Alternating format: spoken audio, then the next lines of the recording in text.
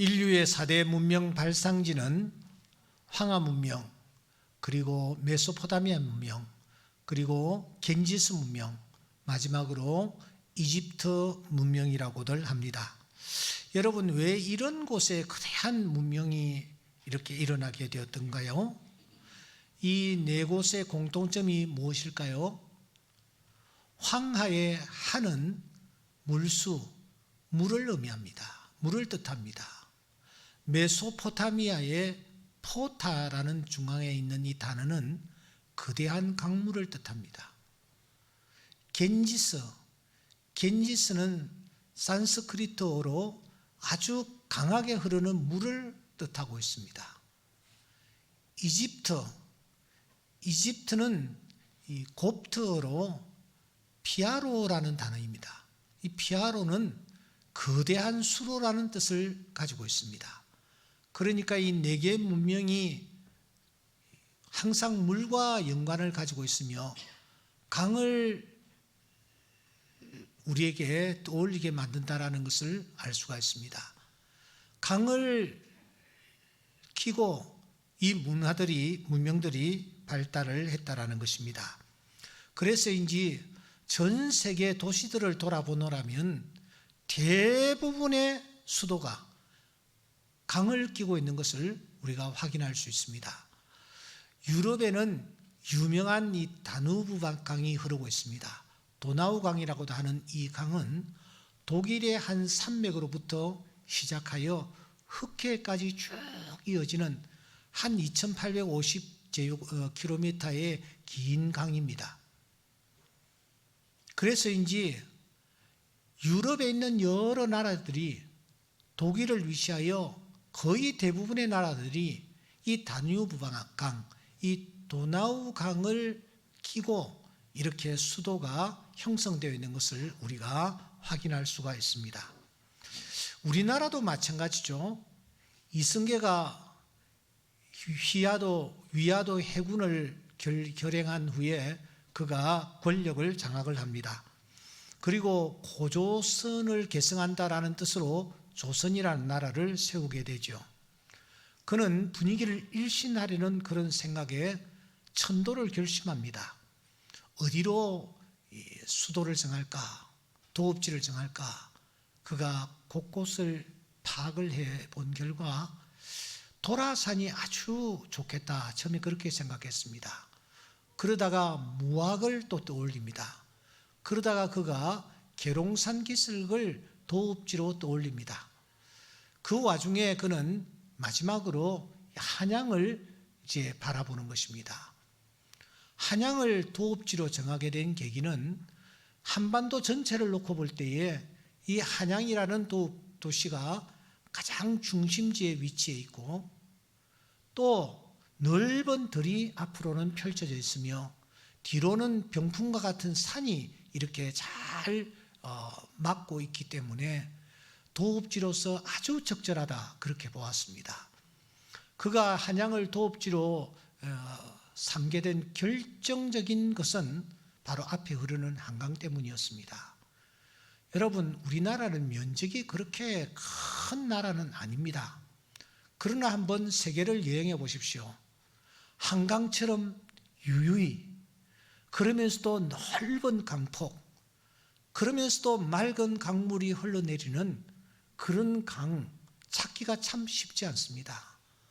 평양에 가면은 평양에 대동강이 흐르고 있습니다만 한강과는 비교가 되지 않습니다.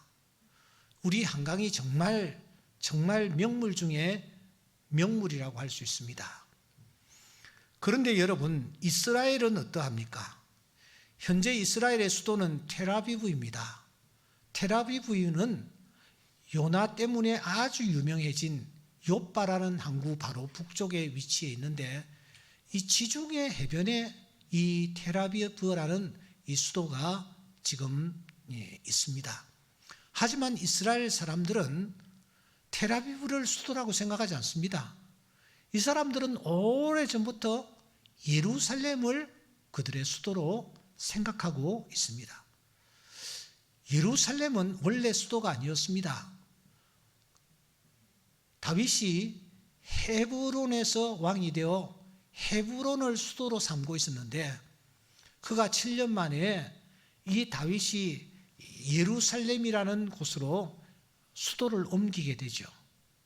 그때부터 이 예루살렘이 이스라엘의 수도로서 역할을 감당해 오고 있습니다. 이스라엘 백성들은 너나 할 것 없이 수도하면은 텔아비브라고 생각하지 않고 지금도 예루살렘을 수도로 생각하고 있을 정도입니다. 이들은 오래전부터 이 예루살렘을 참 사랑하고 예루살렘을 그리워했습니다. 시편 122편 2절에 보시면 예루살렘아 우리 밭이 내 성문 안에 서 있다. 발이 성문 안에 서 있다. 6절에 보시면 예루살렘을 위하여 평안을 구하라. 예루살렘을 사랑하는 자는 형통하리로다. 이스라엘 백성들이 바벨론 포로로 잡혀간 적이 있습니다. 그때도 그들은 수금을 나무에 걸어놓고선 예루살렘을 그리워하며 그들은 노래했습니다. 예루살렘아, 예루살렘아, 내가 너를 잊을진대 내 오른손이 그 제주를 잊을지로다 하면서 예루살렘을 그들은 그리워했습니다. 다니엘 또한 바벨론의 포로로 잡혀갔죠.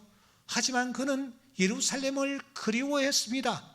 그래서 조스의 왕이 지킨 것을 알고 있었지만 자기 집에 돌아가서는 예루살렘으로 향한 창문을 열고 그가 예루살렘을 그리워했던 것입니다.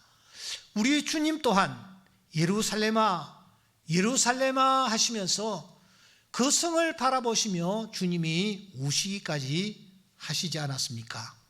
그래서인지 성경을 자세히 살펴보면은 예루살렘이라는 명칭이 약 800번 정도 등장을 합니다.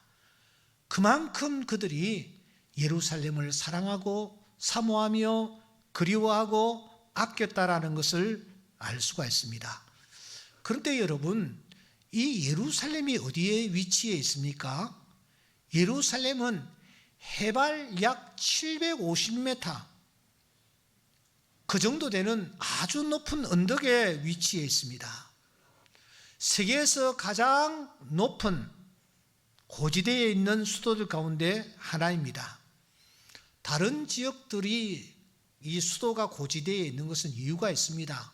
왜냐하면 그 나라 전체가 고원지대에 위치해 있기 때문에 수도도 함께 이제 고원지대에 있는 것입니다. 예를 든다면 몽골이라는 나라는 수도 울란바토르가 해발 1350m 정도 되는 곳에 위치해 있습니다. 그런데 그 나라 전체가 다 고원지대이기 때문에 수도도 역시 높은 지역에 위치해 있는 것입니다. 하지만 이스라엘은 그렇지 않습니다. 아시는 대로 지중해라는 바다를 끼고 있습니다. 또 요단강이라는 낮은 지역도 있습니다. 그런데 이 예루살렘은 해발 750m나 되는 높은 곳에 이 도시가 형성되어 있는 것입니다. 더군다나 이 예루살렘은 물이 없습니다.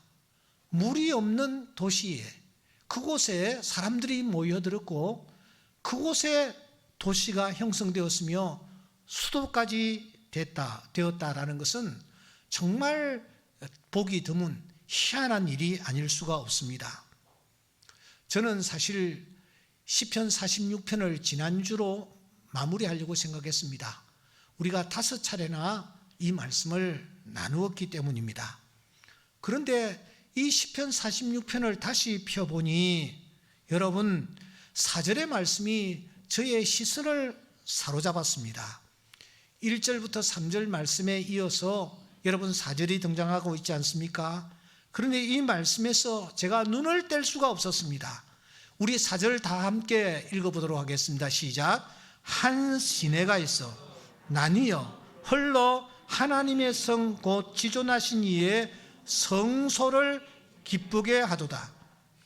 여기에 한 시내가 있다. 어디에 시내가 있느냐? 예루살렘에 시내가 있단 말입니다. 하나님의 성은 예루살렘 성을 가리키고 있기 때문입니다. 그 예루살렘에 시내가 흐르고 있다라고 말하고 있습니다.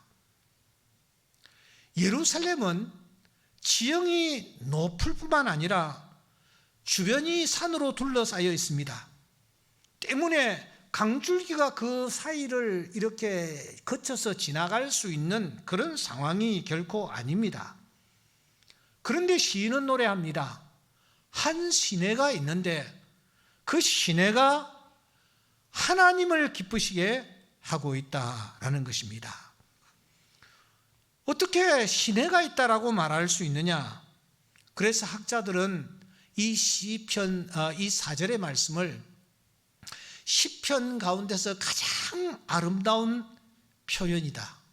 하지만 가장 이해하기 어려운 부분이다. 이렇게 말을 하고 있습니다. 이 부분은 이해하기 어렵기 때문에 그냥 영적으로 해석하고 넘어가야 된다라고까지 말하고 있는 것입니다.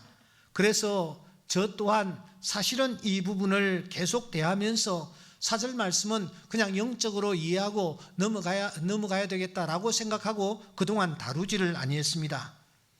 그런데 이 4절이 계속 마음에 담아지기 시작했습니다. 궁금하기까지 했습니다.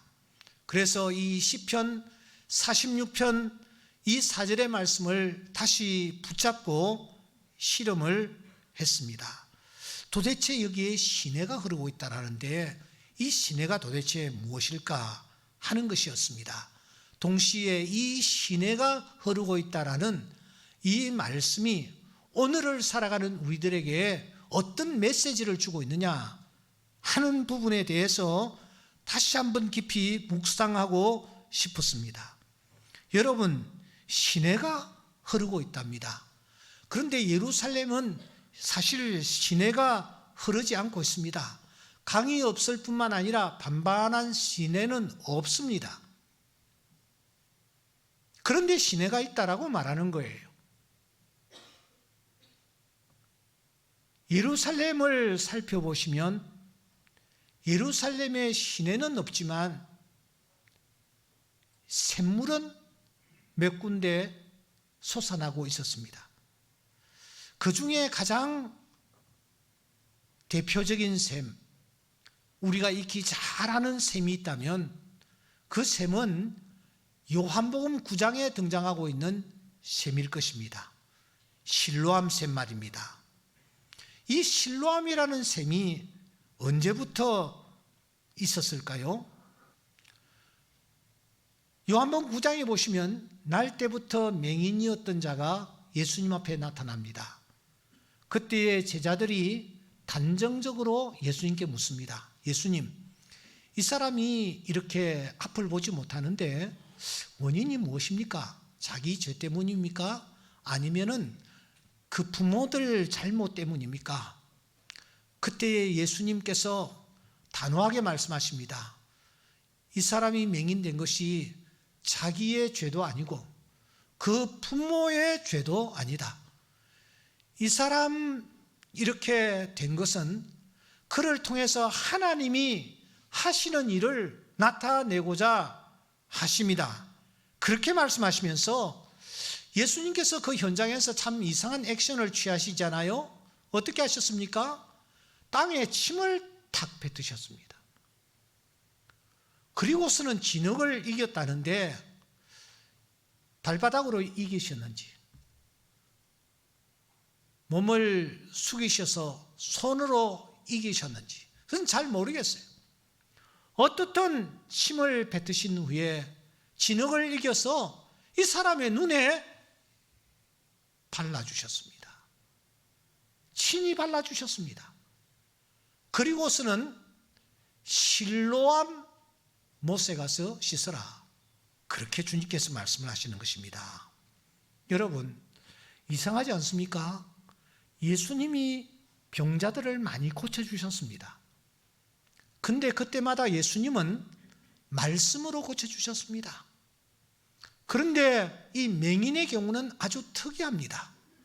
말씀으로 고쳐주실 수 있는 분이시잖아요. 깨끗하게 하실 수 있는 분이시잖아요. 그런데도 예수님은 땅에다 침을 뱉으시는 것입니다. 여러분, 생활할 때 침을 뱉는 경우가 있습니다. 어떤 경우에 뱉습니까? 보지 못할 것을 보았을 때예요. 징그러운 일을 만났을 때예요. 정말 보기 싫은 어떤 상황에 내가 직면했을 때예요. 그때 우리가 나도 모르게 침을 뱉는 것입니다. 예수님이 침을 뱉으셨습니다. 침이라는 것은, 또 침을 뱉는다라는 것은 이게 좋은 어떤 상황을 연상시키지 않습니다. 남재만이라는 시인이 있습니다. 이분이 시인이기는 하지만 원래는 비뇨기과 의사입니다. 그래서 병원을 차려놓고 제 진료를 평생 동안 하면서 그는 틈틈이 글을 쓰기를 아주 좋아했습니다. 시집을 많이 냈는데 그 중에 2권의 시집이 제 손에 들려졌습니다. 그래서 제가 그 시집을 이렇게 좀 읽고 있는데, 그 중에 이분이 쓴 글 가운데서 침뱉기라는 그런 특이한 제목의 시가 있더라고요. 제가 한번 읽어드리겠습니다. 때론 내 얼굴에다 침을 뱉고 싶을 때가 있다. 허나 남의 얼굴에만 뱉을 수 있을 뿐 내 얼굴에는 뱉을 수가 없다. 그렇다면 누워서 뱉으면 된다고 누가 말한다. 하지만 그건 그렇지가 않다. 왜냐하면 누워 침 뱉기니까. 무슨 말인지 여러분 잘 안 되죠? 집에 가셔서 좀 몇 번 이렇게 읽어보시기 바랍니다. 상당히 깊이가 있는 그런 시라고 생각합니다. 이 남재만 씨가 조금 전에 우리가 위로의 뜻을 표했던 그 우리 남정무 집사님의 부친 되십니다. 예수님이 왜 침을 뱉으셨을까요? 그것을 왜 또 눈에다가 막 이렇게 이겨다 바르셨을까요? 왜 실로암으로 가서 씻으라고 하셨을까요? 여러분 한번 현장을 상상해 보시기 바랍니다. 예수님이 진흙으로, 눈을 중심으로 한 부위에 이렇게 막 진흙을 이렇게 발랐어요. 침으로 이겨 만든 진흙입니다. 여러분, 이 맹인은 모르긴 하지만 지팡이를 가지고 있었을 것입니다. 그 지팡이를 두드리면서 아마 실로암으로 갔을 겁니다. 거리가 어느 정도 되는지는 알 수 없으나 그는 그 길을 똑똑똑똑 두드리면서 찾아갔을 것입니다. 소리 때문에 사람들은 전부 소리나는 쪽을 주목했고 그곳에서 맹인을 발견했는데 얼굴을 보니까 가관이 아니에요. 뭐 흙을 발라 있는 거예요. 흙이 뚝뚝뚝뚝 떨어지는 거예요. 아니 맹인인 것도 그렇게 자랑스럽지 못한 모습인데 여러분 그 몰골이 이게 사람의 몰골이 아닌 것입니다. 그런데다가 똑똑똑똑 자기를 쳐다보다는 뜻으로 이 지팡이 소리까지 내고 있는 것입니다. 왜 예수님께서 이 사람으로 하여금 이렇게 걸어가게 하셨을까요? 왜 사람으로부터 모욕을 당하고 손가락질을 당하고 비웃음을 받는 그런 모습이 되게 하셨을까요? 왜 예수님이 그냥 고쳐주시지 왜 예수님이 그렇게 하셨을까? 우리가 본문을 놓고 우리가 이 부분에 대하여 심각하게 우리가 좀 생각해 볼 필요가 있는 것입니다. 이럴 때에는 관주 성경이 참 좋습니다. 오늘 혹시 예배에 관주 성경을 가지고 참석하신 분들 계십니까? 관주를 보면은 우리가 의문을 가지고 있는 부분에 대해서 실타래 같이 문제를 풀어주는 경우가 참 많습니다. 여기 요한복음 9장 실로암이라는 이 단어 옆에는 느헤미야 3장 15절과 이사야서 8장 6절 말씀을 참고하라라는 지시가 있습니다. 느헤미야 3장 15절과 이사야서 8장 6절을 또 따라가 보면은 열왕기하 20장 20절 말씀을 참고하라는 그런 메시지가 나옵니다. 또 열왕기하 20장 20절 말씀을 또 따라가 보면은 또 실로암과 관계된 다른 말씀들이 있다라는 것을 우리에게 제시해 주고 있습니다.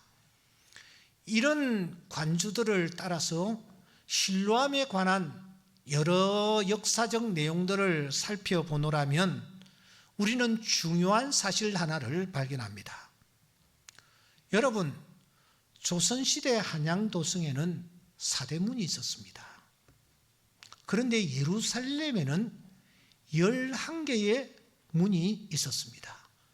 미문이라든지 양문이라든지 어문이라든지 마문이라든지 이런 문들이 이제 있었습니다. 그 중에서 가장 중요한 것은 동문입니다. 동문은 해가 뜨는 쪽에 위치해 있었는데 예루살렘 성전의 문들이 이 동문과 딱 연결되도록 이렇게 지어져 있었습니다. 동문을 나가면은 골짜기를 하나 맞닥뜨리게 됩니다. 그 골짜기는 기드론 골짜기라는 그런 골짜기입니다. 평소에는 바짝 말라 있다가 비가 오면은 이제 흘러내리는 그런 마른 시내라고 할 수가 있습니다. 그런데 이 기드론 시내가 우리가 아주 중요하게 다뤄야 할 것은 이 기드론 시내는 역사적으로 굉장히 중요한 사건들을 전부 보고 있었기 때문입니다. 어떤 역사적 사건입니까? 오실 메시아 예수 그리스도의 그림자라고 할 수 있는 다윗 왕이 압살롬의 모반으로 말미암아 그가 왕위에서 쫓겨나 도망을 쳐야 되는 상황이 일어났을 때에 다윗이 그때 어디로 도망치느냐? 11개의 문 가운데서 동문을 빠져나와 그가 급히 기드론 골짜기 쪽으로 도망을 치는 것입니다. 그것도 맨발로 말입니다. 그때의 사실을 성경은 이렇게 소개하고 있습니다. 온 땅 사람이 큰 소리로 울며 모든 백성이 앞서 건너가며 왕도 기드론 시내를 건너간 모든 백성이 광야길로 향하니라. 다윗이 급히 동문을 찾았고 기드론 골짜기 쪽으로 급히 맨발로 도망을 치는 것입니다. 더 중요한 것은 우리 예수님이십니다. 예수님께서 십자가를 앞에 놓고 동문을 나가십니다. 그리고 기드론 골짜기를 통과하십니다. 그리고 예수님이 기드론 골짜기를 통과하며 나타나는 곳이 겟셋마네 동산, 감람산, 그리고 나사로와 마르다와 마리아가 살고 있던 베단이라는 동네, 그 동네 쪽으로 주님께서 나가셨습니다.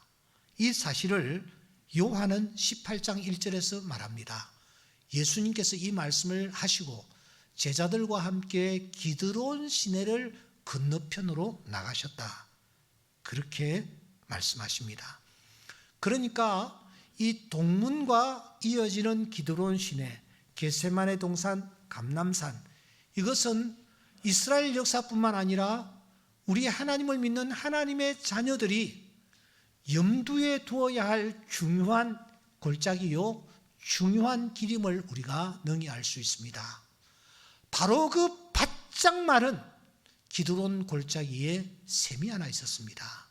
그 샘이 바로 기혼샘입니다. 기혼샘.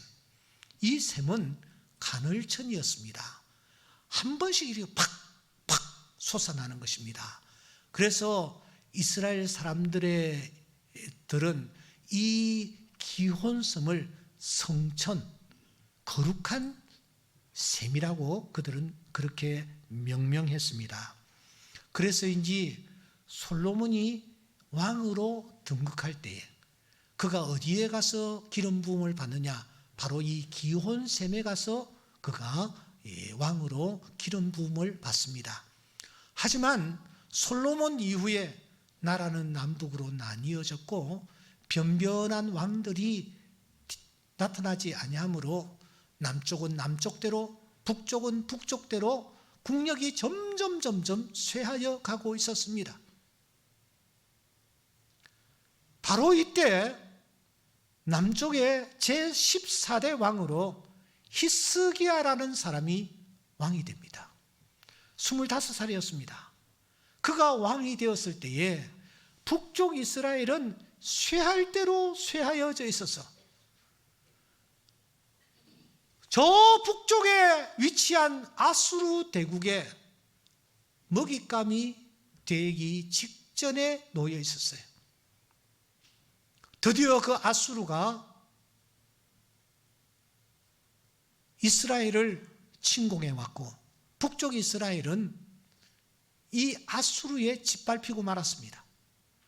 아수르 군인들은 북쪽에 있는 이스라엘 여성들을 전부 겁탈했습니다. 그래서 혈통을 매우 중요시하는 이스라엘 백성들로 하여금 그야말로 잡종이 되게 만들어버렸습니다. 사마리아가 이때부터 탄생하는 것입니다. 이제 그 다음 수순은 남쪽 유다입니다. 아수르군은 이스라엘을 먹고 난 뒤에 호시탐탐 남쪽을 향하여 그들은 군대를 모집해 있었고 그들은 유대를 향하여 언제 침공할지 기회만 엿보고 있었습니다. 바로 이때에 왕이 된 사람이 히스기야였습니다. 그런데 사랑하는 여러분, 이 히스기야가 왕이 되고 난 뒤에 이 북쪽 아수르의 침공이 있을 것을 예견하면서도 그는 어떻게 나라를 이끌어갔습니까?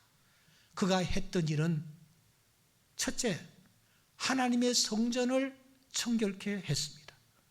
둘째, 예배를 회복했습니다. 더 나아가 그는 우상을 전부 깨부셨습니다. 그리고 유월절을 위시한 절기들을 하나님 앞에서 다시 지키도록 온 백성들을 독려했습니다.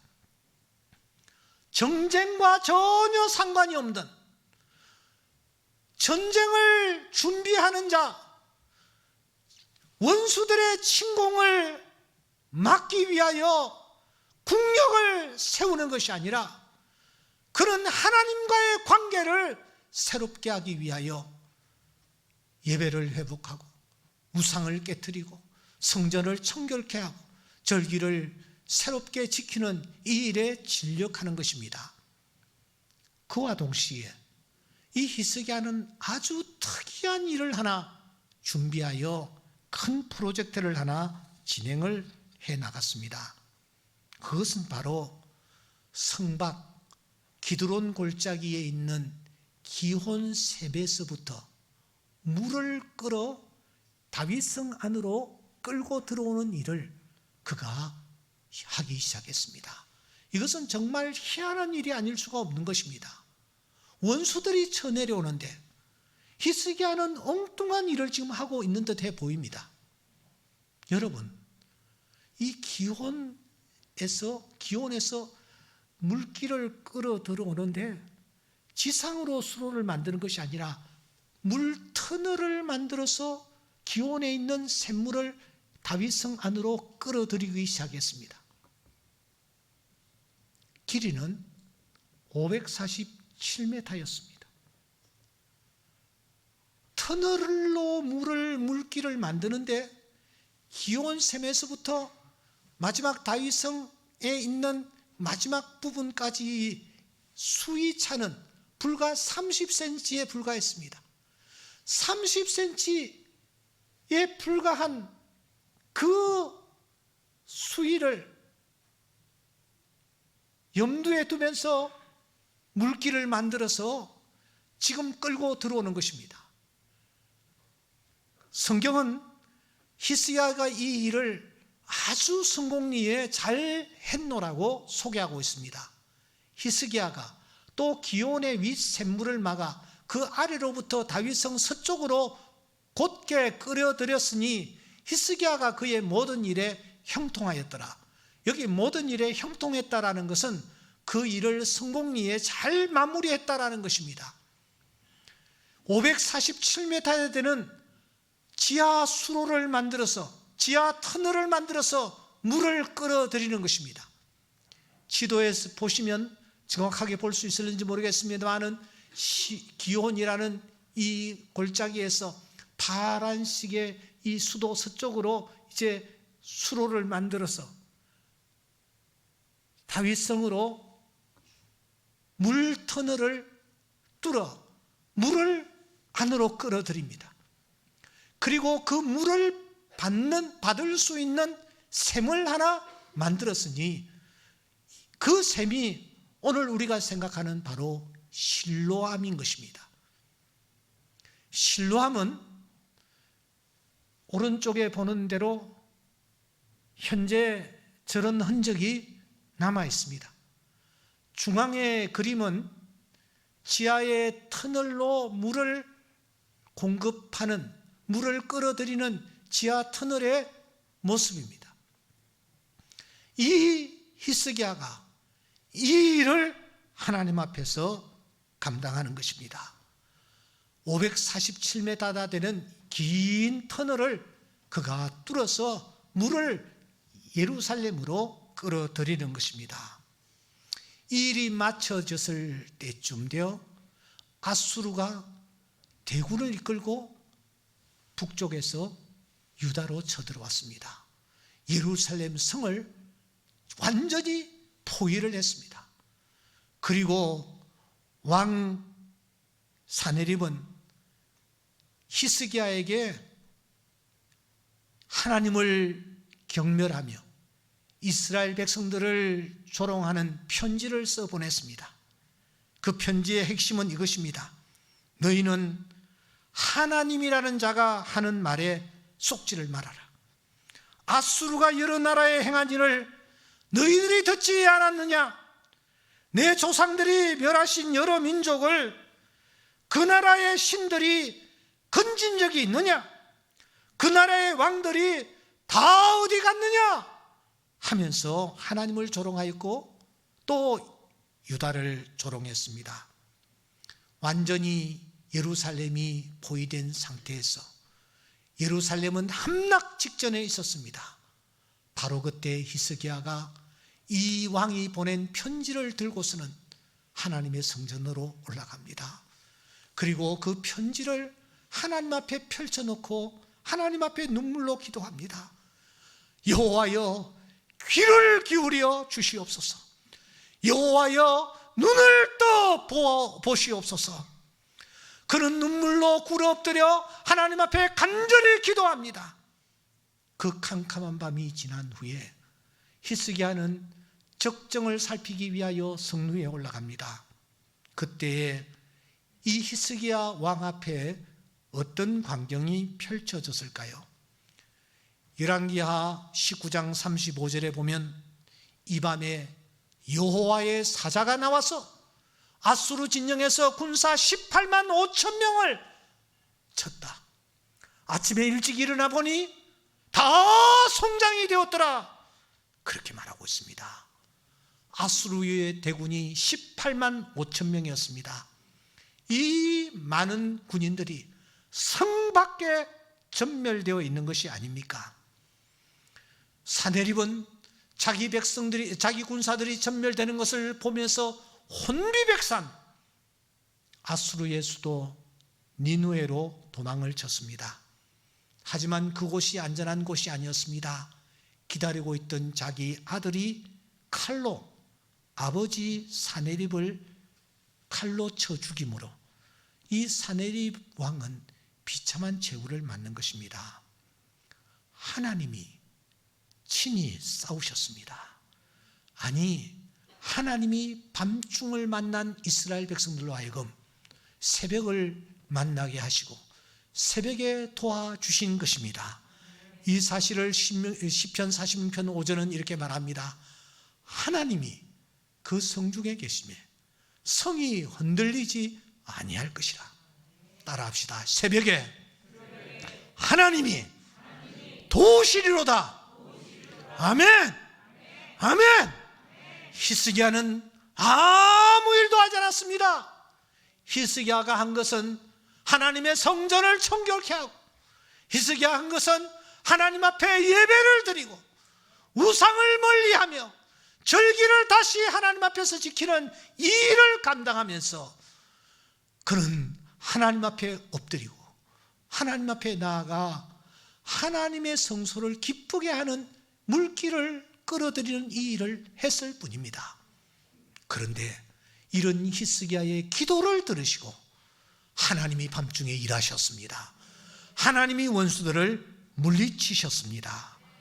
여러분, 그 이유가 무엇입니까? 그 이유가 무엇입니까? 한 시내가 있어 나니여 홀로 하나님의 성 지존하신 이의 성소를 기쁘게 하도다.